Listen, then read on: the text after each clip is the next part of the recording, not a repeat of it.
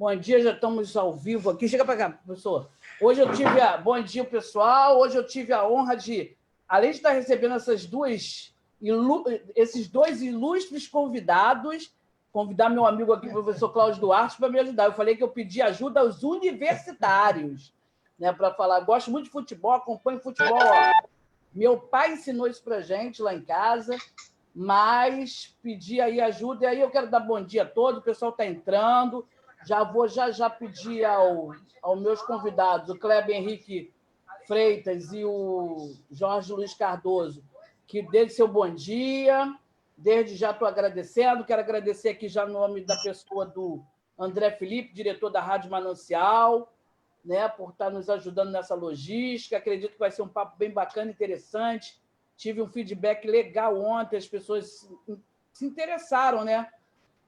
Pela conversa, acredito que vai ser um momento bacana. E aí, para isso, eu vou fazer o seguinte, vou chamar já o Tornado, que dê seu bom dia, dê sua saudação aí. Fala aí, Tornado, seja bem-vindo. Bom dia, Márcio, bom dia, Jorge, bom dia a todos, né?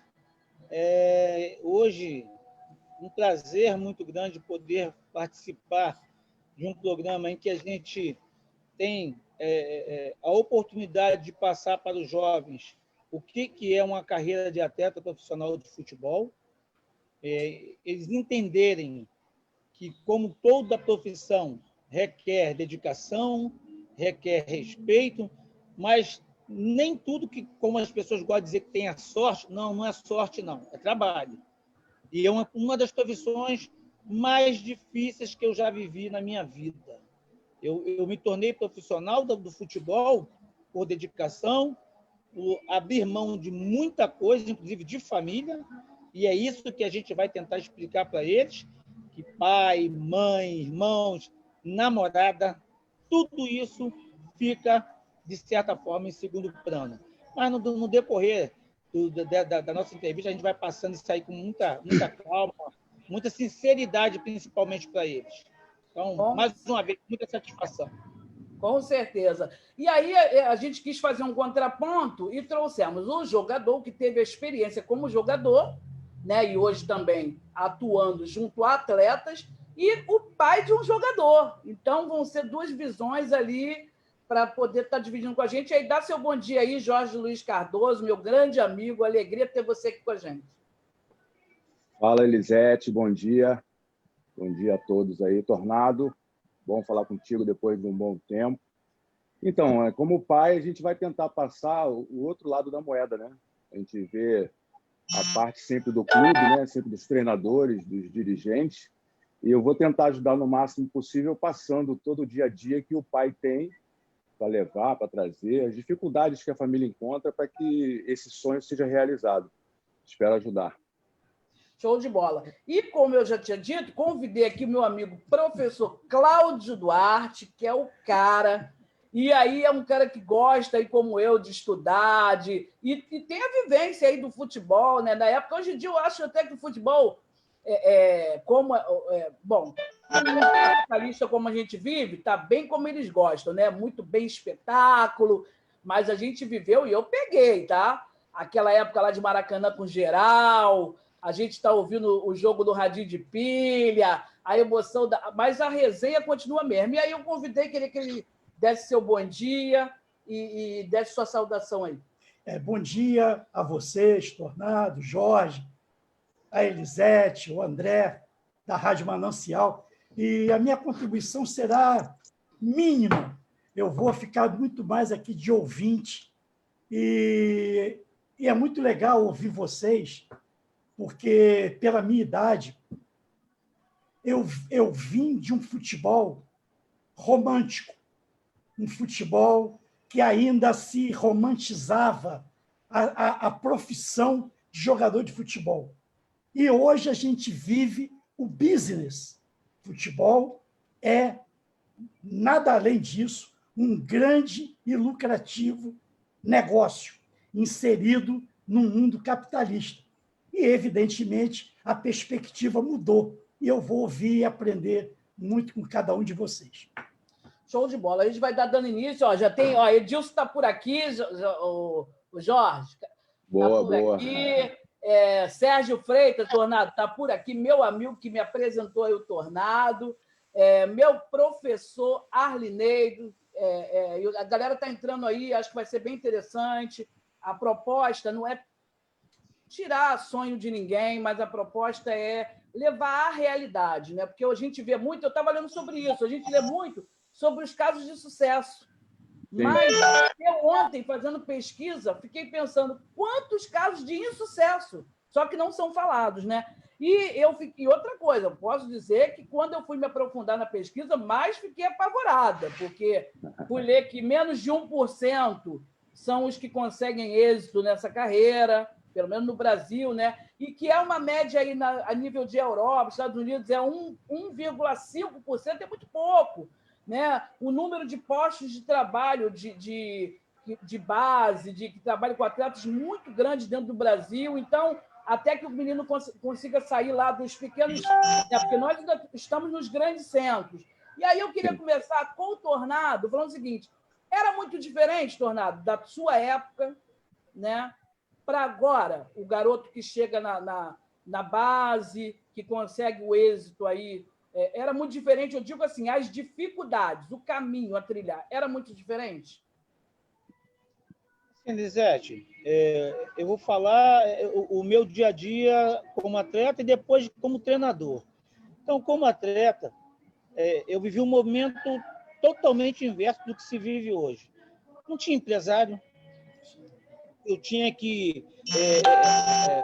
geralmente treinava mais à tarde, então de manhã a gente ralava, corria para fazer um bico, porque na verdade nós não tínhamos pais com condição, que a gente não tinha pais com condição de bancar passagem, bancar nada disso. Então, na minha época, eu treinava no Vasco, moro em Duque de Caxias, eu saía daqui, pegava um trem aqui em Duque de Caxias, soltava em São Cristóvão e ia a pé, de São Cristóvão até São Januário, porque não tinha como pagar passagem, não tinha nada disso. Então, foi um início de carreira muito difícil, mas era muito mais valorizado do que eu acho que é hoje. A gente valorizava cada coisinha que a gente fazia. Hoje, eu digo assim, o atleta, qualquer chute que ele dá é chamado de craque. Isso é muito complicado, porque se tornou um mercado muito voraz, um mercado em que a gente tem que falar dessa forma, um mercado totalmente capitalista, em que o atleta com 16 anos já é expectativa de vida para pai, mãe, família, empresário, para clube. Essa é uma grande realidade, não vou citar nomes aqui, porque seria até antiético da minha parte, mas tu pode reparar, com 16 anos, todo mundo já cria a expectativa de quanto vai ganhar em cima de um atleta. Só que eles esquecem que com 16 anos, esse atleta é um jovem. Está começando a querer ver o que é uma vida. E é um jovem totalmente diferente do que a gente tem. É um jovem que não pode brincar na rua, que não pode soltar pipa, que não pode jogar uma bola de gude, coisas que também não existem mais. Essa é a grande realidade. Para esse jovem não existe mais isso. Então, assim, é uma realidade diferente, sim. É uma realidade muito cobrada. Essa juventude de hoje é muito mais cobrada do que a nossa. A gente, pelo menos na minha época, a gente ainda tinha como brincar, como estudar. Meu pai não abria mão de que eu terminasse meus estudos. Isso aí era uma regra na minha casa. E hoje, tu vê, eu falo porque eu tenho isso no meu dia a dia, atletas que não estão estudando. Como eles se matriculam, eu não sei, porque para você fazer um contrato hoje, você tem que estar matriculado. Eu não sei que forma que eles atingem ou que eles conseguem, que eles fazem um atleta ser profissional sem estudar. E aí, Elisete, é um dos temas que eu bato muito. Ele tem que estudar, porque se a carreira não der certo, o que ele faz depois? Então, tem que ter um paralelo, tem que ter, sim, um estudo paralelo ao futebol. E, infelizmente, essa parte não está sendo focada. O professor Cláudio pode falar, ele é professor, ele pode muito mais adentrar nessa área que eu estou dizendo. Mas na área do futebol, realmente, hoje é muito diferente do que a gente vivia lá atrás. Só que a gente lá atrás tinha espaço, a gente lá atrás tinha campos, a gente lá atrás... Eu vou te dar um exemplo. Criou-se muito hoje no Rio de Janeiro, eu não sei como é a nível de Brasil, mas a nível de Rio de Janeiro, principalmente, eu falo isso, muito grama sintética. Acabou os campos. Não tem campo para você... de campo. Hoje o atleta não tem isso. Hoje é a era do celular.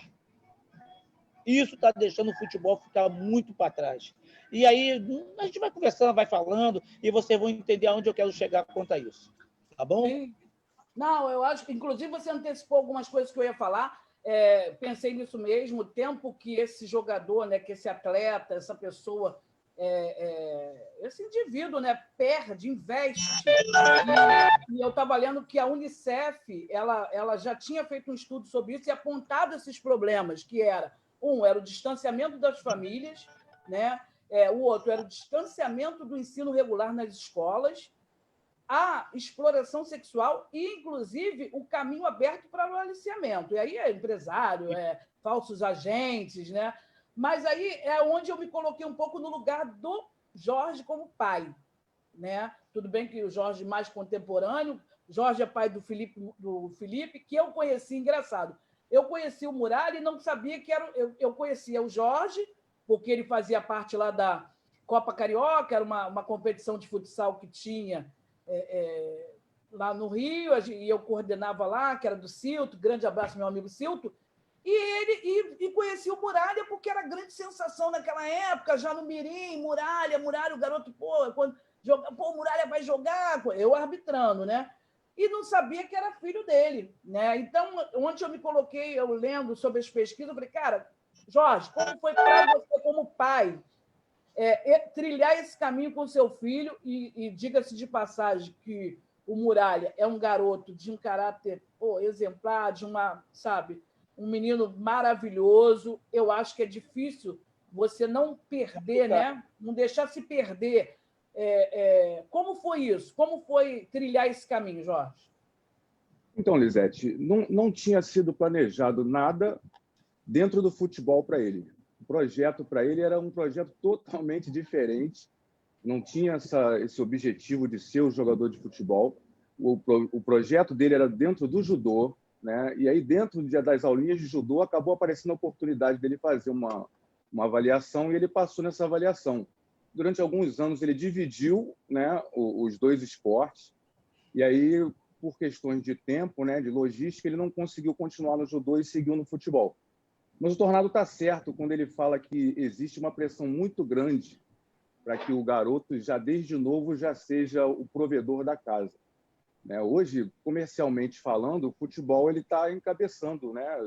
Todo projeto que tem dentro de casa, que tem um menino que joga bola, o projeto financeiro está em torno do garoto ser jogador de futebol, porque o resultado que eles veem é somente da pontinha do iceberg, né? Eles visam isso. Ninguém quer ser ator para não ser um Tarcísio Meira, para não ser uma Fernanda Torres. O pessoal quer ser o máximo, só que o caminho é muito difícil, o caminho é muito complicado. Você passa por muita dificuldade, você passa por muita gente que, de repente, não vai te ajudar. E isso aí, às vezes, atrapalha muito, né? Dentro de casa, e atrapalha muito também dentro do clube. Porque acabam os pais se envolvendo com situações que não é necessário, parte técnica, parte tática, tentam influenciar de tudo quanto é jeito para que alimente o sonho do filho ser o melhor. Como o Tornado falou, deu um bom chute, já é o Neymar, deu um bom chute, já é o Messi. E aí os pais, às vezes, compram essa ideia de forma que não aceitam qualquer outro tipo de observação. E isso causa problema não só para a família, traz problema para o garoto e traz problema para o clube que está trabalhando com o garoto. São pessoas que são responsáveis, são pessoas que são gabaritadas para trabalhar em categoria de base, às vezes já passaram por isso, por causa do Tornado, então sabem o que estão fazendo, só que às vezes esse atrito que tem entre a realidade e o que a família pensa, às vezes atrapalha a carreira do garoto, que poderia ser muito mais fácil e às vezes não é. Mas que é um caminho tortuoso, isso eu posso dizer com toda certeza. É um caminho muito difícil. Imagina. Eu quero botar até o pastor... Isso aí, eu ia te colocar nessa conversa porque o professor, inclusive, no dia, estava me citando vários atletas, vários jogadores, e aí a gente pode fazer esse paralelo com hoje, com ontem. Eu estava ouvindo o Tornado e o Jorge, né? Pai de atleta e quem percorreu esse caminho e hoje é formador. E você olha hoje, o chamado craque de hoje, eu vou aí colocar o craque brasileiro, Neymar, e você coloca o craque da minha geração, Arthur Antunes Coimbra, Zico, e você mensura a trajetória de vida. Eu não estou entrando aqui em questão técnica, por favor, não é a minha ideia. Comportamento, relação familiar, projeção de imagem, relação com fã, família, imprensa. A gente vai ver uma diferença abissal e, a meu ver, a favor do Zico. Então, a meu ver, o que acontece é o seguinte: a dissolução da família, a desintegração da família, como o futebol não é uma ilha, não é uma ilha estanque, ela bate de uma maneira muito forte no futebol. Então, papai e mamãe, como estão fora de casa, boa parte deles, como papai e mamãe estão passando por uma série de problemas econômicos, sociais, estão colocando na conta do garoto, na conta do clube, a missão de, entre aspas, educar essa criança, esse jovem. E está dando no que dá.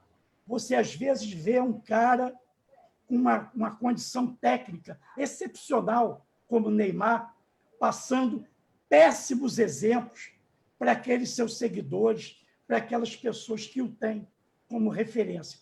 E era isso que eu queria um pouco pontuar.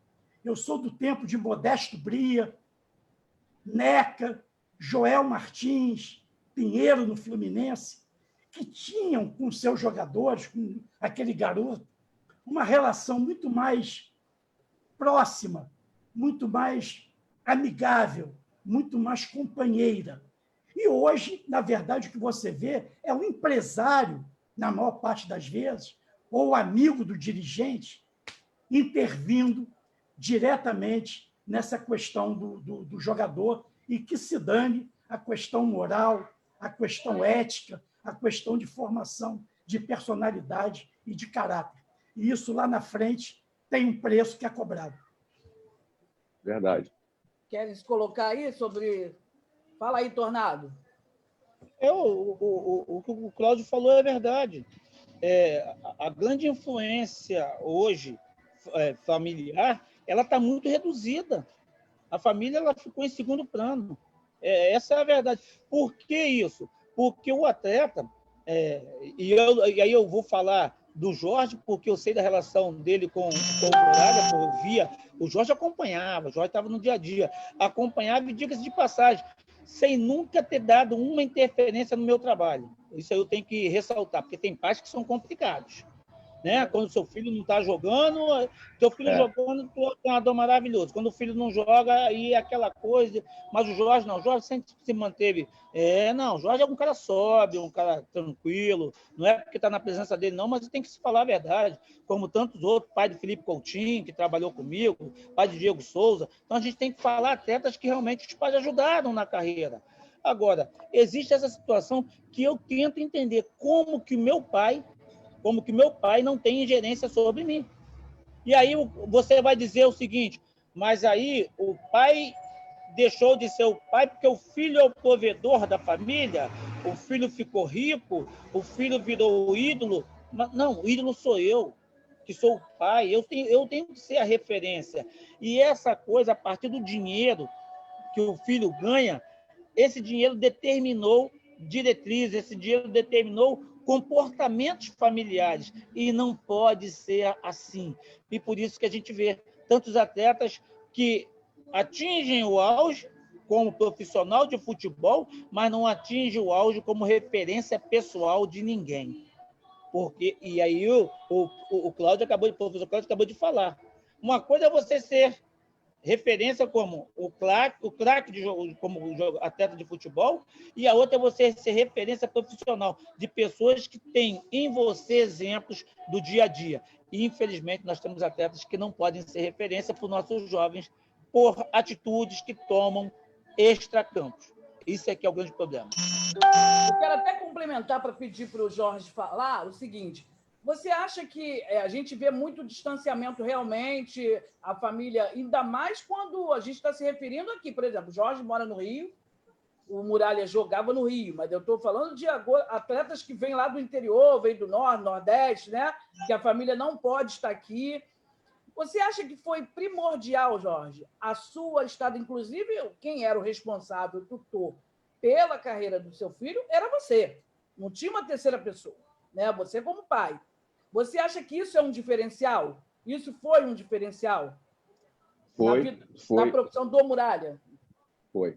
Inclusive, quando o Felipe saiu do Vasco, ele tinha umas 4 propostas para se transferir para clubes que eram de fora do Rio. E isso me incomodava muito, porque eu não via o Felipe concentrado. Você sente que, às vezes, precisa estar perto, né? Eu sempre tive essa referência familiar, sempre gostei dessa referência. Como o professor falou aí, o Zico é um ótimo exemplo como pessoa, como jogador, mas cresci também vendo jogadores fazendo campanhas, né, fazendo propagandas de cigarro na época, e mesmo assim não mexia comigo, porque eu já tinha uma educação baseada no comportamento do meu pai. E busquei fazer a mesma coisa com o Felipe, né? Ele poderia ter ido para o Sul, ele poderia ter ido para Minas, poderia ter ido para São Paulo, mas eu perderia o contato que, para mim, era primordial para que ele conseguisse se manter na linha de raciocínio que eu fazia com ele desde pequeno. Comportamento dentro e fora de campo, com companheiros, com adversários, tudo que faz muita diferença para que não atrapalhe o trabalho do clube e para que não atrapalhe na formação dele como pessoa. Então, eu sempre quis ele próximo de mim até não poder mais. Chega uma hora que ele tem que dar os passos dele, né? Algumas transferências exigem isso, mas estar presente, ser a referência do seu filho, é uma coisa que eu não abria mão. O Neymar hoje é uma referência técnica, é uma referência de objetivo financeiramente. Todo jogador quer ser o Neymar, né? Não é só todo garoto, todo jogador quer ter o sucesso do Neymar, mas como pessoa não traz nenhum tipo de referência para o meu filho, né? O comportamento dele fora das 4 linhas não interfere na formação do Felipe como jogador. E isso depende muito dos pais. Como o Tornado falou, os pais estão se afastando, né? Os pais, às vezes, eles ficam refém do contra-cheque do filho. Isso não pode. Essa referência tu não pode perder. Você é pai, você que tem que ser referência para o teu filho, né? Você tem que educar, você tem que orientar para que ele seja sempre o teu seguidor. Ele não pode passar à sua frente em hipótese nenhuma. Então, faz muita diferença, sim, você ter um atleta que seja referência como pessoa, e faz muita diferença, sim, você estar próximo do seu filho. Isso aí só ajuda para que o caminho seja menos difícil. Show de bola. Tem muita gente participando, daqui a pouco eu vou falar, mas eu queria, só para não perder o fio da meada, é o seguinte, Tornado, na tua época, no início eu comecei falando sobre isso, hoje em dia a gente vê mais do que nunca o futebol é um negócio.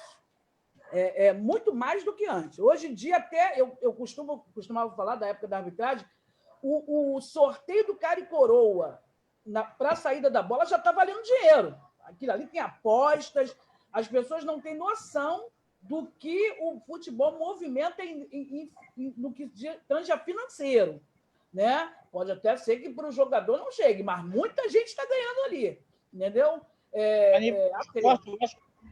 Eu acho que a nível de esporte, o futebol ano passado foi o segundo maior arrecadador de dinheiro do mundo. Foi o segundo. Se eu não me engano, o primeiro foi a Fórmula 1. Isso aí, Fórmula 1. Eu ia falar. Não, é muito dinheiro. Ganha. E a gente não está nem. Eu não estou nem citando aqui os trabalhos indiretos, os que se beneficiam do esporte, né? Os vendedores, os ambulantes, não é nem por aí. Na tua época não tinha muito, não é o marketing, como é que a gente pode falar? O comercial, não. Como é que desculpa? O merchandising, não tinha muito. Hoje, você acha que isso influencia para o atleta? Porque hoje em dia eu vejo o atleta fazendo mais propaganda do que jogando futebol. Ele perde mais tempo, ele tem que se dividir. Eu não estou contra, acho que é mais tudo bem, ótimo. Mas acha que isso, de alguma forma, influencia? Influencia, sim. Deixa eu só te dar um exemplo bem legal da minha carreira. Sabe qual é o evento que eu ia na minha época? Inauguração de uma loja de bairro. Aí você ia nessa inauguração, ganhava roupa, um kit, um perfume. Ou você ia numa festa no condomínio do Cláudio.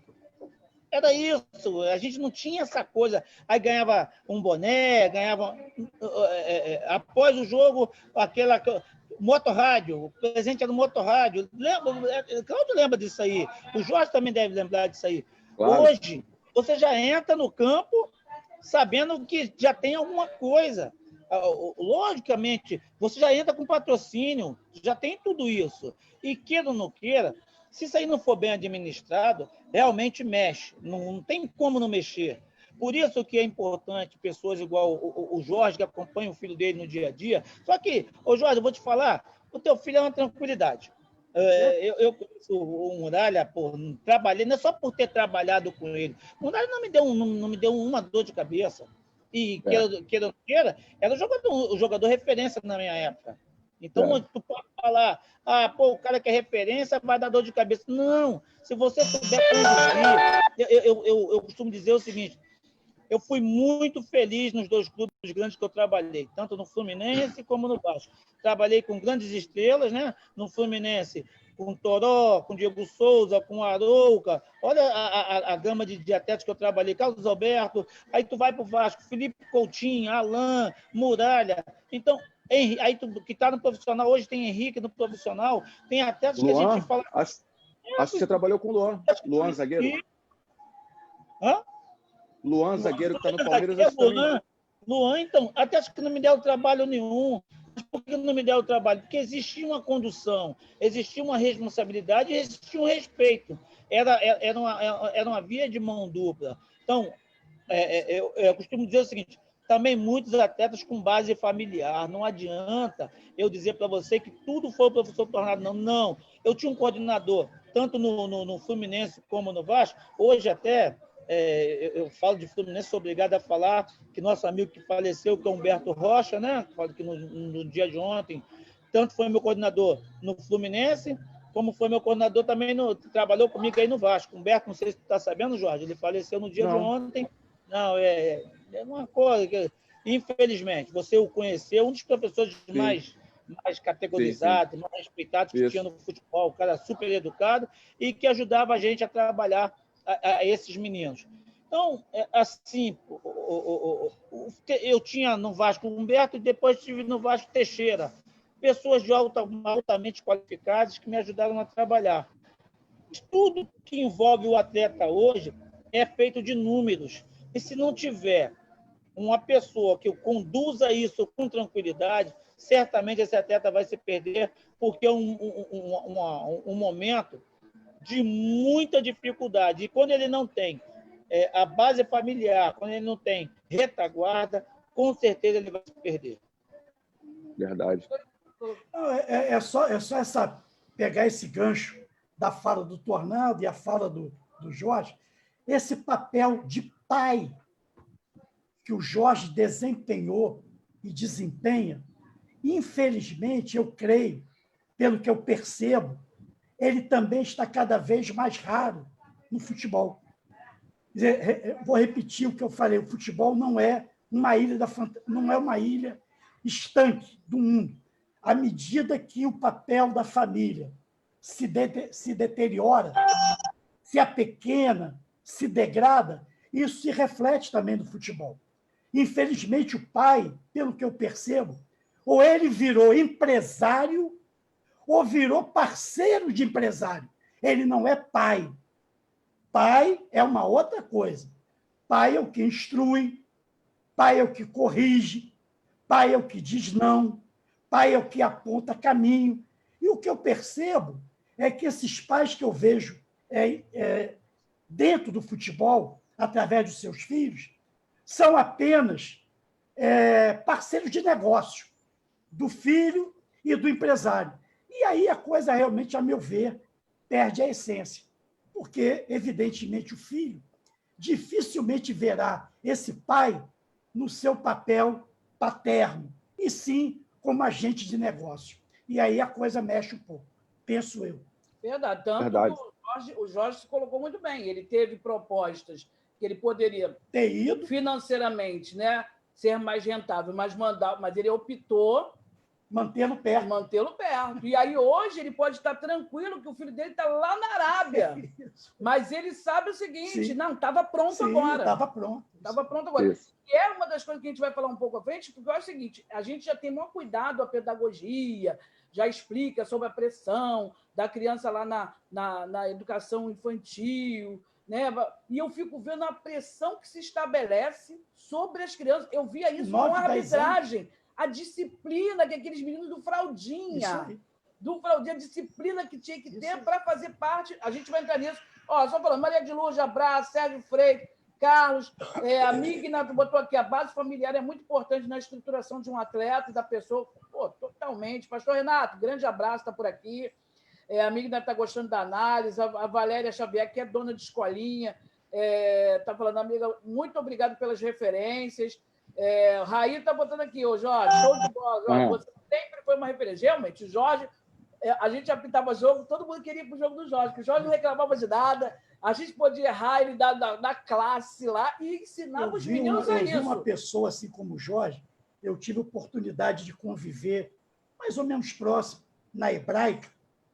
Meu filho jogava lá, futebol de salão, o pai do Juan, que hoje parou, zagueiro do Flamengo, que era outro gentleman, outro homem na acepção do termo, e um pai verdadeiramente para o Juan.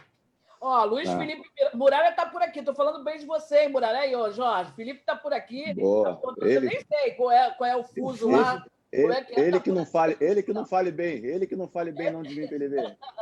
Tá aí, ó. Falou, Tornado, Elisete Tornado marcaram de uma forma boa minha carreira na base. Abração. Eu apitei poucos jogos do Muralha, mas o Muralha realmente ele é uma dama. Aí a gente tem para jogos desses atletas, né? Que não perturbam, que tudo tudo bem, só falta agradecer a gente quando a gente marca o pênalti. O Marcelo está no Real Madrid hoje, ele até hoje, até hoje, quando me encontrou umas 2 vezes, ele veio me cobrar um cartão amarelo que eu dei a ele quando ele jogava no Madureira pelo juvenil infantil, sei lá, o primeiro cartão que ele tomou, ele falou que fui eu que dei. Mas ele mereceu, tá? Deixe claro isso. Nelson Antônio, bem-vindo, tá dando um abraço para vocês. Tu falou que o Muralha está falando aqui, Tornado, que você era um jogador de canhota, tem uma canhota fácil, jogava fácil. Não, eu fiquei muito feliz que a maioria do pessoal que eu falei, cara, vou ter que estudar, porque, se bem que era Vasco, né? Eu tinha um foco muito... Todo mundo conhecia o Tornado, falei, cara, eu convidei, eu que não conheço, pô, eu vou ter que ir lá dar uma estudada. Mas bem bacana. Aí eu queria entrar no seguinte, as pessoas têm muito essa ideia de, quero que meu filho seja jogador. Além dos percalços, as pessoas acham o seguinte, vou botar para jogador, vai ganhar dinheiro. É custoso essa carreira de atleta? É caro investir nesse sonho? Tornado pegou uma época que eu não sei, como você falou, pegava o trem, mas de qualquer maneira era custoso, né? E a pé de São Cristóvão para o campo do Vasco. Como é que era aí, Tornado, essa época? Aqui, deixa eu só falar uma coisa importante que os pais têm que entender. Essa carreira é uma carreira curta entre aspas, né? Porque você vai, vamos lá, hoje no Brasil se profissionaliza com 16 anos, mas nem todo jogador, geralmente 16 anos é time grande, ou alguma promessa que vai fazer isso. Por quê? Porque para se resguardar, o máximo de contrato são 5 anos, então o clube se resguarda de 16 a 21. Agora, tu imagina o menino com 20 para 21 anos estourando. A lei Pelé, de certa forma, em alguns momentos, ela foi meio complicada com os clubes. Mas, vamos falar basicamente o que a gente pode dizer aos pais. Coloquem na cabeça que não esqueçam que seus filhos são seus filhos. Não são máquinas que foram criadas para produzir dinheiro. Não. Esse é o primeiro ponto que tem que ser falado. Outra coisa, no Brasil existe mais de 5 mil clubes, sendo que quantos clubes vocês podem falar no futebol brasileiro que sobrevivem hoje com condições de dar ao seu um atleta uma vida digna? Poucos. Nós estamos aí com a crise no futebol brasileiro em função da pandemia. Isso é um pouco de mentira, porque a pandemia ela veio esse ano. E a gente já vem falando de clubes que estão quebrados há muito tempo, que não pagam salários. Então, isso é grande. De 100%, 10% hoje vivem e os outros 90% sobrevivem. Essa é a grande realidade. Então, a primeira coisa que os pais têm que entender que é uma carreira super difícil, muito difícil. Não é fácil ser atleta profissional de futebol hoje. Eu tenho atletas aqui no meu dia a dia que eu digo assim, eu falo no meu dia a dia mesmo, se esse atleta não estourar, e quando eu falo esse atleta não estourar, estou falando de atleta que estão com 28 anos, tá? Não estou falando de atleta de 20 anos, não. Eu vou ser um dos profissionais mais... Eu, tornado treinador, vou ser um dos profissionais mais frustrados do futebol. Porque eu acho determinados atletas que trabalham, que eu sei do dia a dia, não vamos falar craque de bola, não, mas que não devem nada a profissionais que estão em time grande. Mas por que não estourar? Aí eu vou buscar o perfil técnico, perfil psicológico, vou buscar o perfil, né, pessoal, e esses atletas não têm defeitos. Entendeu onde eu quero chegar? Não quer dizer que você, tecnicamente, você é um jogador que trabalha muito, vai ter sucesso com o futebol.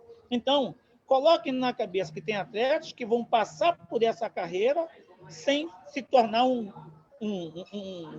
atleta que ficou rico, um atleta que ganhou, vamos dizer, nome, que ganhou muito dinheiro. Não, vão passar por essa carreira como jogadores que ganharam o suficiente para sobreviver durante 10, 15 anos de carreira. Vou te dar um outro exemplo. Eu fui atleta profissional, atingi o Vasco profissional, fui campeão brasileiro, joguei fora do país, mas não fiquei rico com futebol. Mas nem por isso deixei de ter minha casa e minha família, eu tenho certeza que está escutando a minha entrevista, deixei de ajudar a minha família, eu tive condições de ajudar a minha família.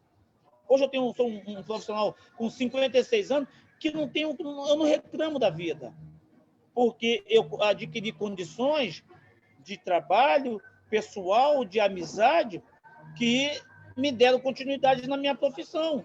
Eu sou um privilegiado. Eu saí do futebol, continuo, eu voltei ao futebol, sou técnico, mas virei na minha cidade subsecretário de esporte e depois virei secretário de esporte. Uma cidade que tem mais de 600 mil habitantes, eu vou pelo censo, 660 mil, 680 mil, né? Aí eu fui secretário de esporte. Eu não sou um privilegiado? Eu não sou um cara que tem que me dizer que sou feliz? E estou aí tocando a minha vida. Quero continuar trabalhando com futebol, mas eu sei que não é uma profissão fácil. Então, aos pais que estão iniciando com seus filhos, coloquem na cabeça, levem a coisa com leveza, levem a coisa com simplicidade e deixem o desenvolvimento. Mas não coloquem na vida dos seus filhos um negócio que o filho vai ficar frustrado mais do que o pai. Ou o contrário, o pai vai ficar frustrado mais do que o filho porque ele não atingiu. Não, gente, a vida vai continuar. Não é uma profissão fácil. O Jorge pode falar melhor do que eu por ser pai. Ele sabe tudo que o filho dele enfrentou. Agora, o Papai do Céu deu o caminho, Muralha é um craque de bola, que eu acho um dos melhores jogadores que eu trabalhei na base, e, além disso, é um garoto centrado. E está dando segmento na sua vida. Mas a gente sabe que não é fácil. Tá? Então, a essa mãe que perguntou, não é fácil. É uma das carreiras mais difíceis que eu já vi na minha vida. Quer complementar, Jorge? Sim, sim. Em cima disso que o Tornado falou, é importante que toda a família veja o seguinte: o sonho de ser jogador é do filho ou é do pai? Isso é importante para, se for do pai, para repensar. Para repensar, porque está começando errado. O sonho tem que ser do filho. O pai tem que alimentar o sonho do filho, dando estrutura, dando condições, ajudando de todas as formas para que ele tenha total condição de fazer a parte dele. E como o Tornado falou, não tem fórmula. Ele pode ser bom jogador, pode ter boa família, pode ter boa base e ele não se profissionalizar. Isso pode acontecer e é o que mais acontece.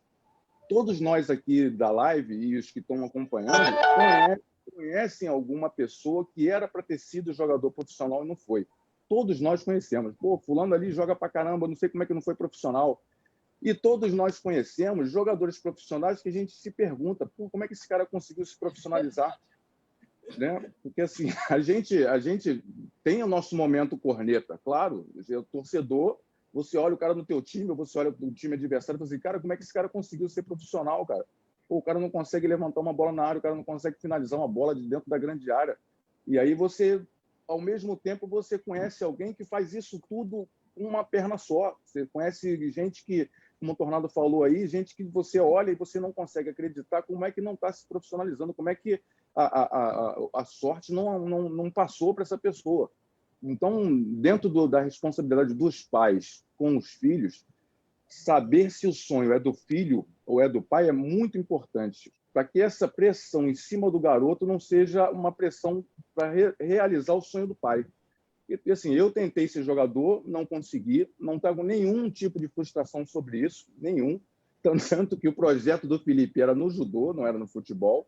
Isso já é um sinal de que eu não trago nenhum tipo de peso sobre isso. Então, e esse peso da família em cima do garoto, ele realmente pode atrapalhar em caso de não conseguir se profissionalizar.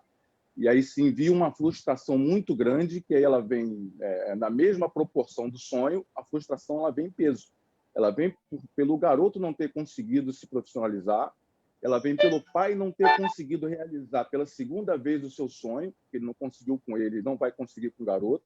E isso aí a gente não sabe o tamanho do problema que esse garoto vai ter para o resto da vida, né? Porque ele vai precisar de estrutura, ele vai precisar de repente, algum profissional para conversar com ele, para explicar que a vida segue, né? Tem várias profissões dentro do futebol que ele pode exercer, né? Ele tem vários caminhos, o Tornado pode dizer aí, né? Muita gente que tentou ser jogador não conseguiu, virou fisioterapeuta, virou médico, virou preparador físico, virou psicólogo e está trabalhando dentro do futebol, perto do que gosta, né? Esses são caminhos próximos ao futebol que mostram que a vida não acaba se você não conseguir ser jogador.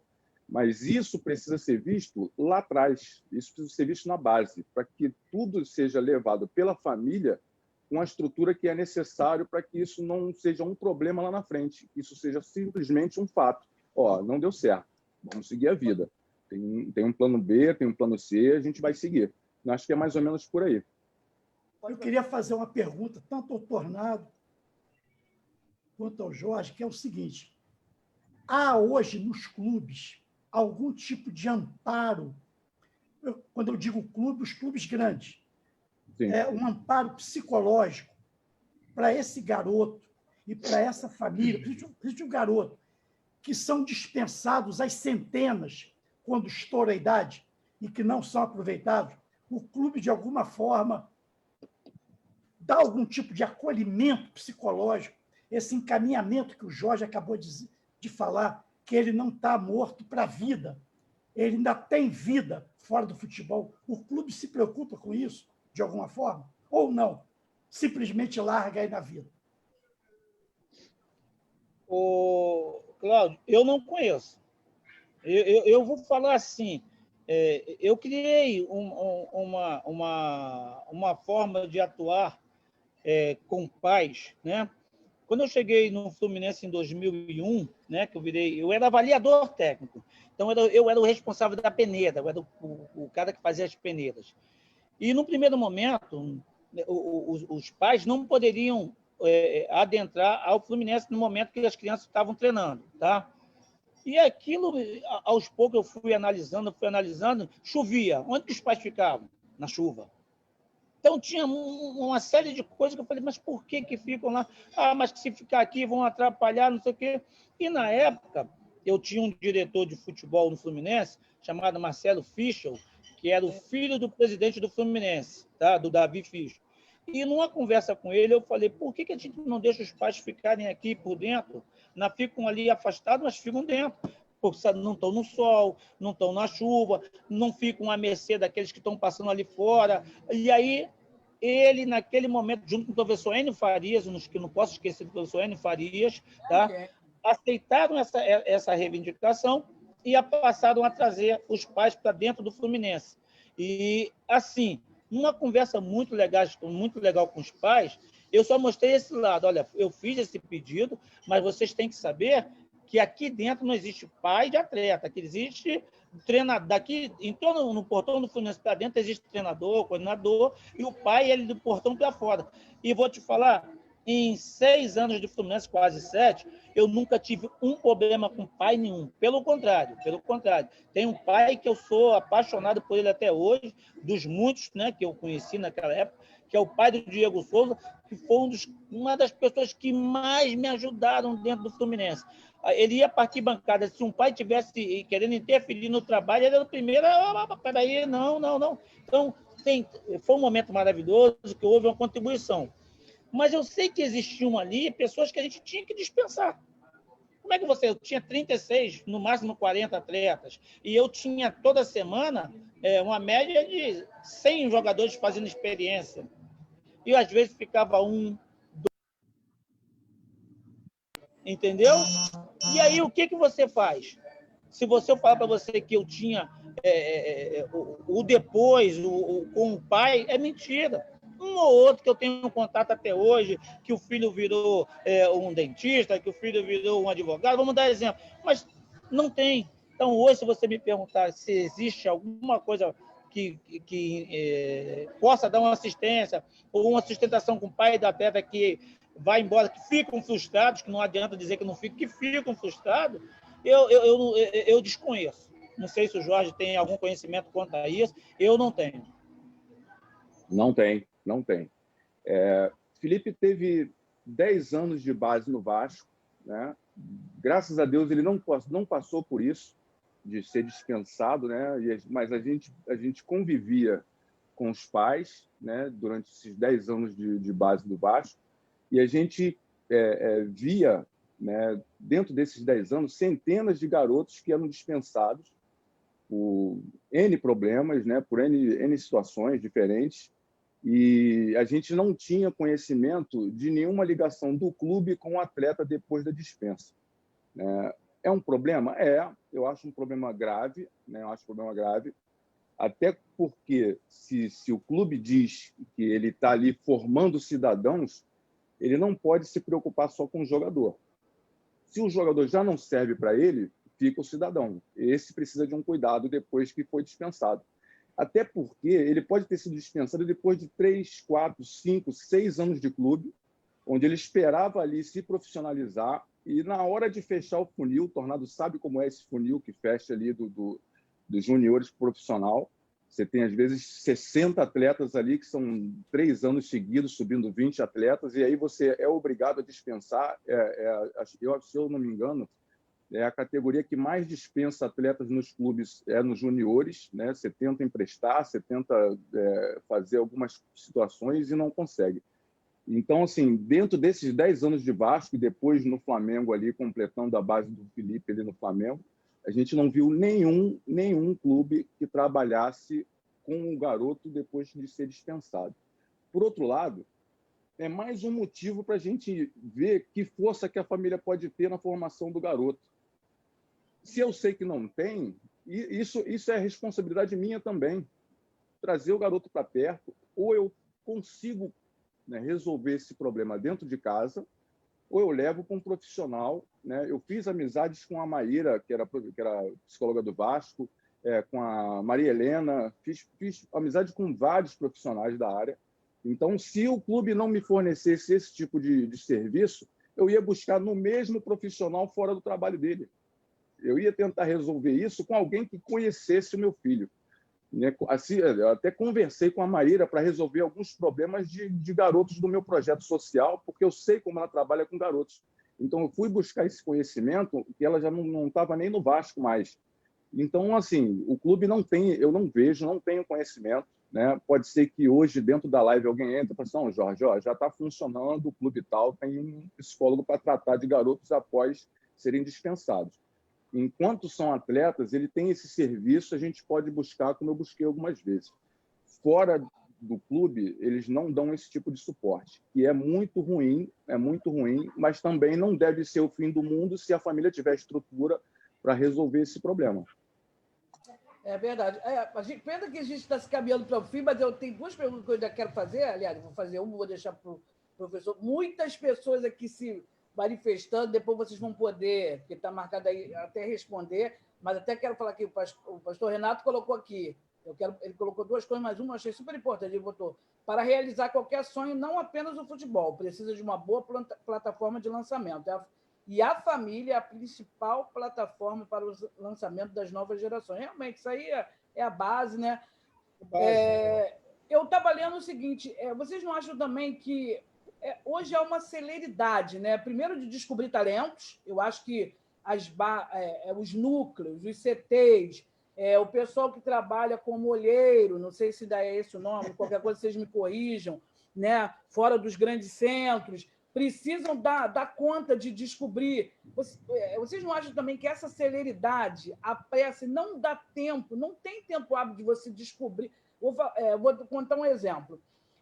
Geralmente eu não peço, mas uma amiga insistiu tanto que o neto, que não sei o quê, que jogava, aí eu liguei para um clube, um amigo, que é diretor de um clube grande, e pedi, ele falou, Lisete, manda vir tal hora, fazer o treino. Se não der... E aí é tipo assim, naquele treino, tu tem que estar iluminado naquele treino, né?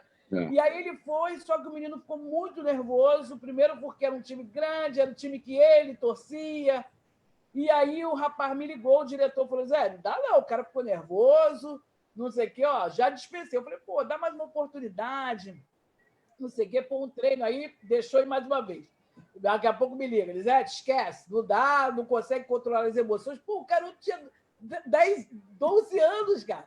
Como é que o garoto vai controlar as emoções? E aí eu acho que é tudo muito rápido, muito celere, né? Muito.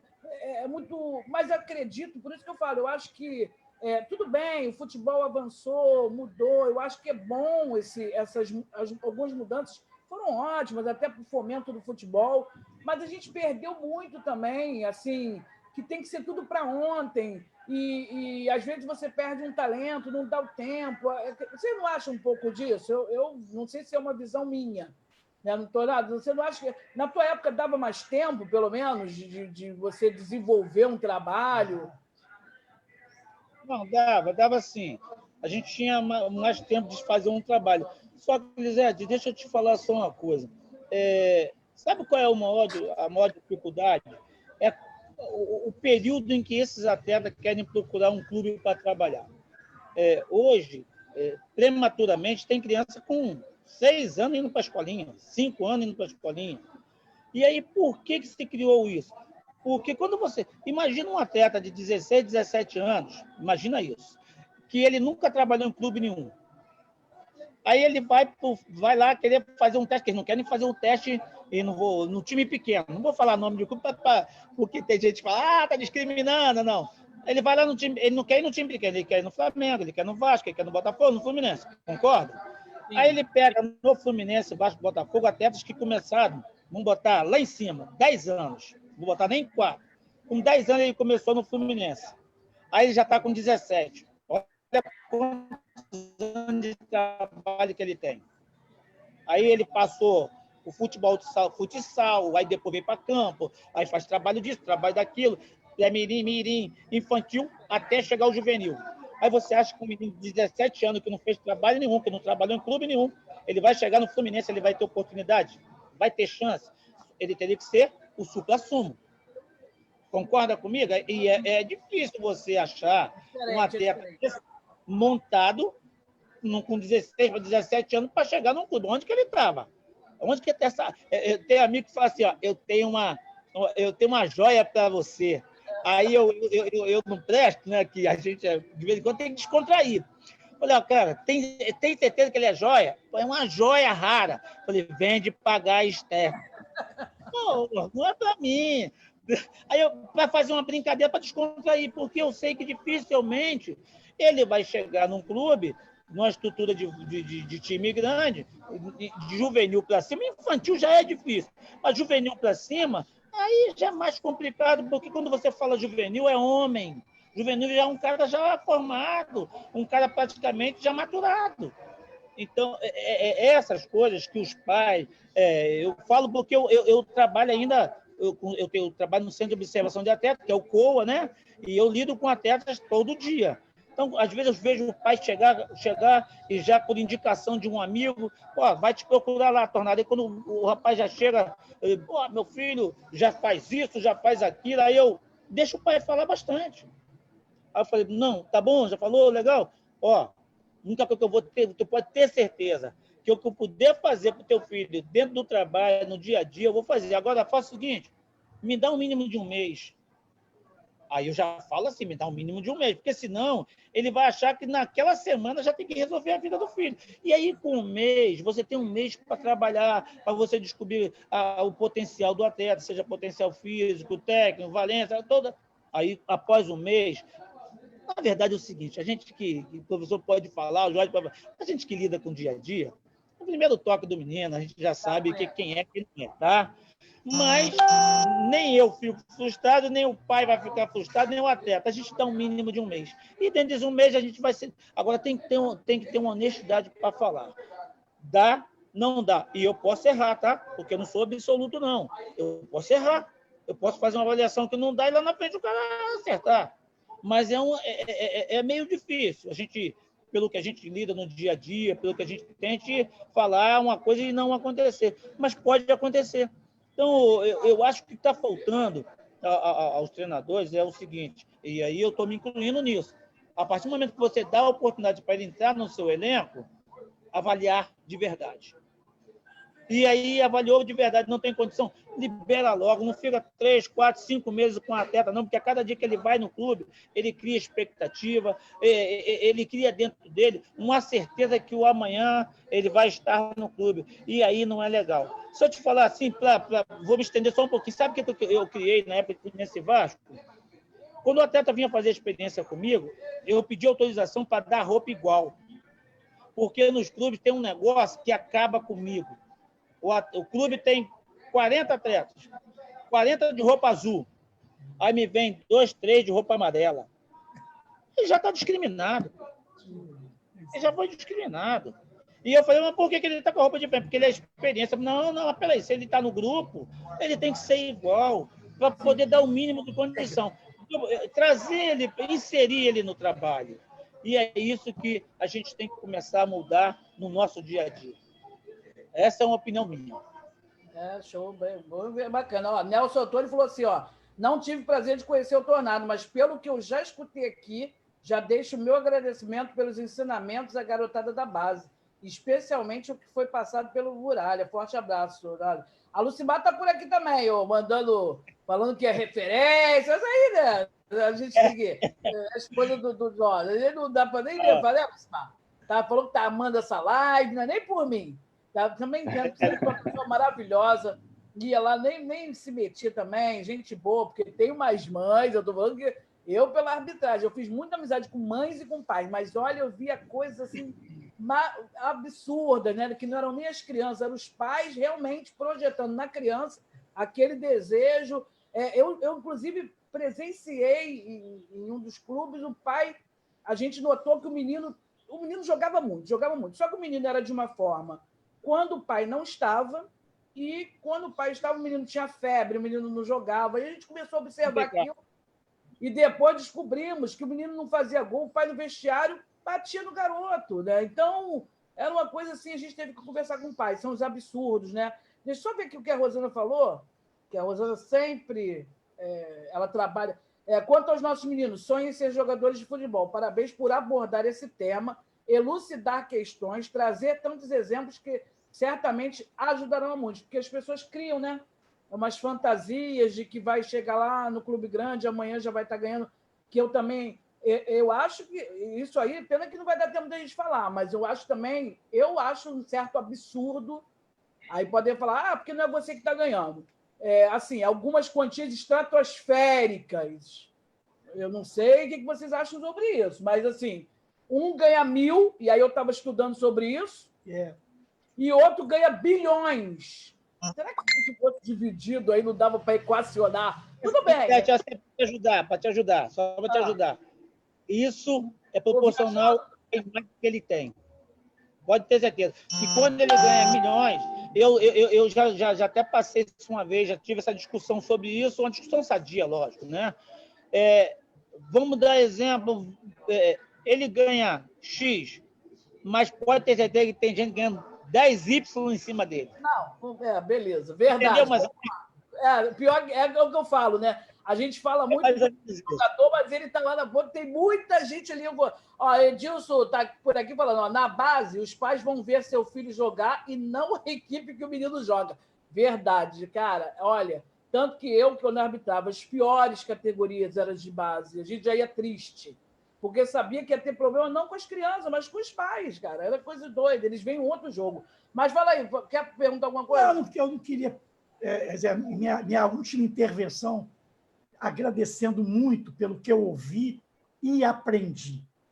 E assim, o que eu queria, dentro do escopo da live que a Elisete idealizou, eu queria que cada um, vocês já falaram ao longo da live sobre isso, mas eu queria que vocês, cada um, desse um conselho, se um pai viesse conversar com vocês, ou uma mãe, que conselho vocês dariam a esse pai ou a essa mãe sobre esse filho no início de carreira, ou na tentativa de início de carreira? Começa aí, Tornado. Eu vou Jorge. Começo eu? Vai, Tornado. Então, estou falando do conselho que eu daria a um pai. Deixa a coisa ir naturalmente. Apoie o seu filho, leve ao clube, acompanhe no seu dia a dia, acompanhe o desenvolvimento dele, não interfira, pode interferir com conversas, mas não queira ser o treinador. Por que eu estou falando isso? Porque tem pais que vão ao treino, vê o treino e vem. Eu estou falando porque eu tenho amigos que estão assim. Aí vem, pô, tu fez isso errado, tu fez aquilo, mas peraí, ele é o treinador? Deu para entender? Então, deixa a coisa acontecer, deixa a coisa fluir. E uma coisa super importante, não esqueça que teu filho é uma criança normal até uma certa idade. Que quando chegar determinado de 15 para frente, ele vai começar a ficar diferente. Em que sentido? O atleta profissional de futebol trabalha como corpo. E o corpo tem descanso, o corpo não pode perder noite de sono. Então, todo um trabalho totalmente voltado, diferentemente de um menino normal, que quer ir para a rua, que quer aquilo, que quer fazer outras coisas. Uma coisa que eu não abro mão, estudo.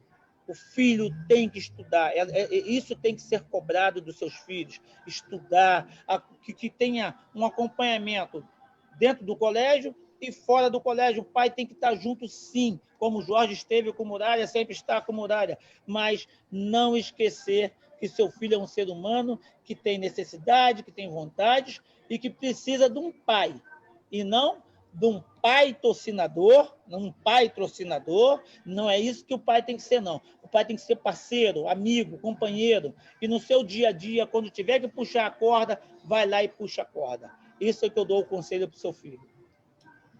Vai lá, Jorge. Elisete, vou voltar rapidinho 3 pontinhos aqui, mas vou ser rápido. Com relação a gastos, a gente gasta muito dinheiro com passagens, com alimentação, com suporte, você gasta muito. Em 2005, acho que no segundo ano de Mirim, o Muralha pegava 5 ônibus por dia. Começava pegando ônibus a primeira vez 5 horas da manhã, 2 para o colégio, 1 para a casa do Lucas Vale, que era o goleiro da época. Dali ele pegava mais 1 para a Avenida Brasil, onde ele treinava no campo, mais 1 para o salão e 2 para casa. Às vezes 5, às vezes 6, às vezes 4 com uma carona. A gente gastava muito com material, com tudo. Então era um gasto muito exorbitante. A família tem que estar preparada, porque às vezes ela vende coisas para poder realizar o sonho do filho. Às vezes ela se muda. Eu via pais ali que se separaram, o pai morava num estado, a mãe veio com o filho para o Rio. Então, são problemas que a gente vê de monte por aí, né? Pais pagando para o filho passar avaliações fora do Rio. Perigosíssimo isso, né? Se o empresário gosta do seu filho, ele vai gastar pelo seu filho. Dificilmente ele vai pedir dinheiro para poder pagar uma passagem, para pagar uma estadia, para pagar alimentação. Isso aí, geralmente, não totalmente, mas na maioria das vezes tem alguma coisa por baixo disso daí, né? Às vezes o cara está pegando o dinheiro do clube para custear o garoto e ele não repassa isso para o garoto, acaba pegando dos pais, os pais é que fazem esse custeamento. Então, tem essa situação, os pais precisam estar atentos, né? Eu vou deixar no meu recado final. Com relação ao Lucimar, essencial para que o Muralha chegasse onde chegou. Essencial. Fez de tudo que podia, e fez muito mais ainda. Essencial. Ela, assim, os treinadores não me viam nos treinos, viam a Lucimar. Eu aparecia mais nos jogos. Então, ela se virou nos 15. Não tinha 30 segundos para ela. Ela se virou nos 15 para que o Muralha conseguisse ter condições de chegar onde chegou. Outro ponto, a avaliação da antigamente, né, o Torrado falou aí, hoje é mais difícil, até por conta dos campos, né? A gente não tem mais campos onde os garotos possam fazer esse tipo de atividade já no campo. Eles vêm do society para o campo, eles vêm do salão para o campo, e aí tem que aprender as dimensões diferentes do campo, o gramado diferente, isso tudo dificulta uma avaliação. O garoto está acostumado a jogar com um tênis, acostumado a jogar com uma chuteira society e pisar de trava. Ele sente essa diferença, isso também atrapalha muito a avaliação hoje em dia.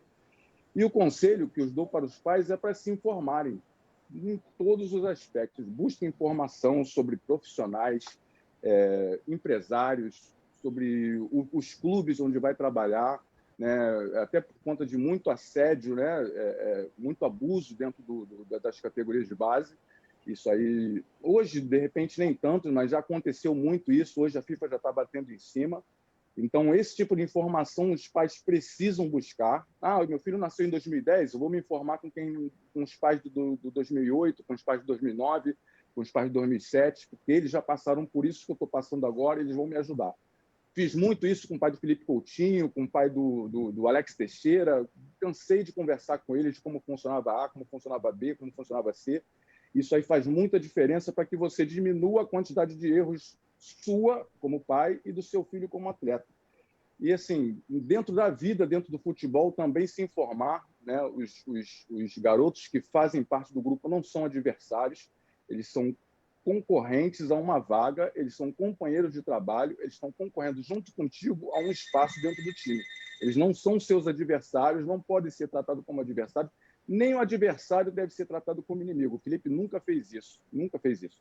Terminava o jogo contra o Fluminense, ia brincar com o Matheus Carvalho, ia brincar com o Wellington Silva, jogava contra o Flamengo, ia brincar com o Digão. Nunca teve nenhum tipo de problema. Primeiro jogo dele contra o Vasco, ele já pelo Flamengo, terminou o jogo, ele foi xingado do minuto 1 ao minuto 90, o Tornado estava nesse jogo, ele era o treinador adversário. Terminou o jogo, o Muralha saiu abraçado com o Tornado. Isso é um sinal de como ele foi educado para se comportar.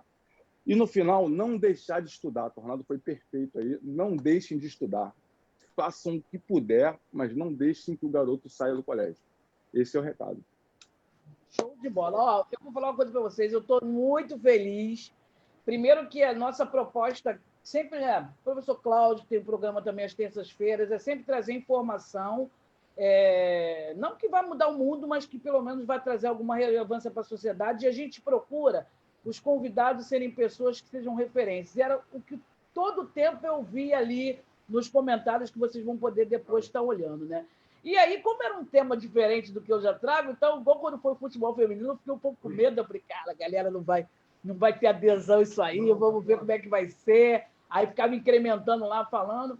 Mas, ó, para minha surpresa, adesão, a galera participando, falando, pedindo obrigado pelos esclarecimentos. Então, já fica aqui o convite, porque eu anotei várias coisas que eu queria falar hoje, não deu para estar perguntando. Então, setembro, eu já sei os dias que vocês podem, eu vou estar combinando, vamos fazer a parte 2, né? Porque eu quero entrar em outros assuntos, como, por exemplo, exploração. A gente falou muito de pedofilia, a exploração sexual, o agente, né? O Jorge falou sobre isso aí. O agente, o falso agente. Falso agente. E aí eu te falo, eu tenho um amigo que a mãe vendeu tudo porque o cara, o empresário, porque ele levou o garoto para outro país. Deixou lá sem pai e mãe. Depois para trazer o garoto de volta, entendeu? Então, eu acho que tem muita coisa aí que a gente pode falar, e o que eu gostei ali, muita gente falando o seguinte, forma leve de se falar, de se esclarecer. Então, fica aqui o meu muito obrigado ao Tornado, que eu sei que tem sua agenda aí bombástica, mas se disponibilizou, né? É uma parte da manhã, porque a gente entrou 10, mas eles já estão aqui desde 9. Né? Quero agradecer ao Muralha, quero agradecer a todos lá do projeto que estavam participando aí, vocês vão ver depois. Façam as considerações finais de vocês, que a gente está encerrando. Quero agradecer ao professor Cláudio, que eu falei, me socorre lá, porque viu como é que veio e agregou valor? Sabia que agregou valor. Muito. Fala aí, faça suas considerações finais, se quiserem deixar contato, fiquem à vontade. Vai aí, Tornado. Mais uma vez, agradecer, um prazer, tá? Professor Cláudio, muito legal falar, um abração, vamos estar, se Deus quiser, daqui a pouco a gente vai estar se dando um abraço pessoal, tá? Lisete, muito obrigado por essa oportunidade que tu me deu de estar podendo esclarecer algumas coisas. Realmente, a gente tem que ter mais um programa para a gente estar falando dessas coisas, e eu estou à tua disposição. O dia que tu marcar, vou estar junto com você, para a gente novamente estar debatendo esse assunto. E o Jorge é irmãozão. Dá um beijão no Muralha, Jorge, mais um beijo, prazer. Tá garotão, tá novo, tá garotão. A gente vai estar aqui no final de ano. Tem as peladas de final de ano, a gente vai estar junto aí, boa, se Deus quiser. Boa. E mais uma vez, tá bom, irmão? E agradecer a minha família, que eu sei que está nos escutando aí, que assistiu o tempo todo o programa, aos amigos. Um beijo em todos e que fiquem com Deus. Coração sempre apostas aqui para abraçá-los. E de antemão, mais uma vez, muito obrigado a todos. Obrigado, valeu. E aí, Jorge? Agradecimento total, Elisete, total. Falar desse assunto é importante, né, para a gente que passou por isso, para quem vai passar. Então, aí, o professor Cláudio Duarte, aí, agradecer pelas palavras aí, ensinamentos, dentro do que ele fala, com maior simplicidade, ele consegue ensinar. Tornado, um prazer falar contigo mais uma vez aí, cara. Não muda, né? Parece que a gente se viu ontem, o cara não muda, o cara não está novo. Agradecimento a todos que compareceram aí, né? O pessoal do projeto Muralhas do Futuro estão acompanhando também. O pessoal que participou da Copa Carioca, eu já vi que tem gente ali que me reconheceu como treinador do Andaraí, muito legal ver isso, né? Isso foi em 2007, né? Muito tempo. Então, desejar aí felicidade para vocês. Estou disponível. Se marcar no dia que eu tenho algum compromisso, eu desmarco para te atender. Você sabe que a gente fez amizade para sempre. E já agradecer também ao Tornado aí por ter lembrado algumas coisas da antiga, aí, por ter passado esses ensinamentos, que com certeza agregou bastante da galera que está entrando nessa estrada agora aí, cara. Fiquem com Deus aí. Show de bola. Estamos indo. Inclusive, deixa perguntas aí já para a próxima. Vocês fiquem aí, que eu vou sair só do ao vivo. E depois eles vão ler lá. Vocês fiquem aí só para eu falar com vocês ainda. Beleza.